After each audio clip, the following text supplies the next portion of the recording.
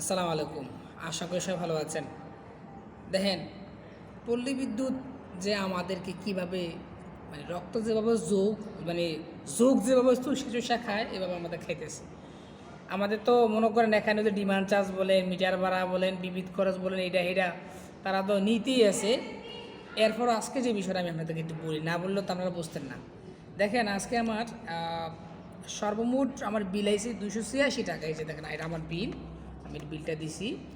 এই 286 টাকার মধ্যে এই যে দেখেন, এই যে দেখেন 286 টাকা, আপনারা দেখলে বুঝতে পারবেন।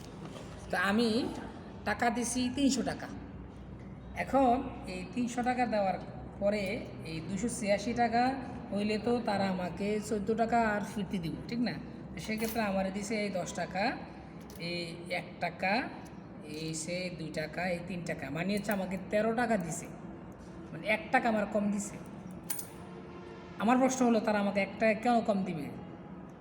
তারা তো 1 টাকা আরও তারা কম রাখা আমাদেরকে গ্রাহকদেরকে আরও 1 টাকা বেশি দেওয়ানোর কথা, উল্টা ওই জায়গায় আমাদের আরও 1 টাকা কম দিল কেন? আমি তো বুঝতেছি না কিছু বিষয়টা। এইভাবে হিসাব করে দেখেন, যদি এরকম 100টা গ্রাহক থেকে যদি 1 টাকা করে তারা রাখে, 100 টাকা, সারা বাংলাদেশে যতগুলো মিটার আছে, যতগুলো গ্রাহক আছে, আমি যদি ধরেন 20 লাখ যদি গ্রাহক আমি যদি ধরি সারা বাংলাদেশে, বা আরও বেশি হইতে পারে, বা 50 লাখ যদি হয়, 50 লাখ গ্রাহকের কাছ থেকে যদি 1 টাকা করে যদি এভাবে রাখে, 50 লক্ষ টাকা তার দৈনিক আসতেছে। চিন্তা করা যায়?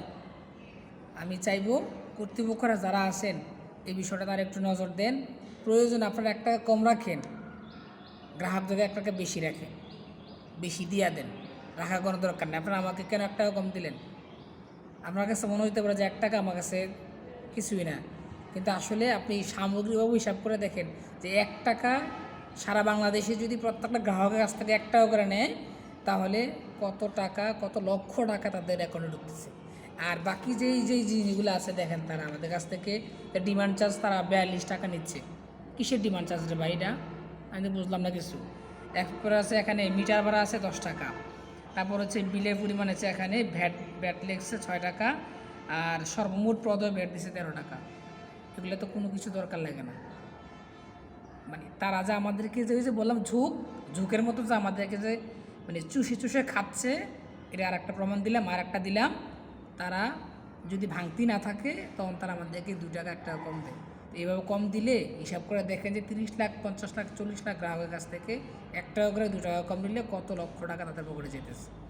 আশা করি কর্তৃপক্ষরা এই বিষয়টা নজর দিবেন, আর আমাদের মতো সাধারণ গ্রাহকরা যারা আছে তাদেরকে একটু মুক্তি দিবেন। ভালো থাকুন সবাই। আল্লাহ হাফেজ।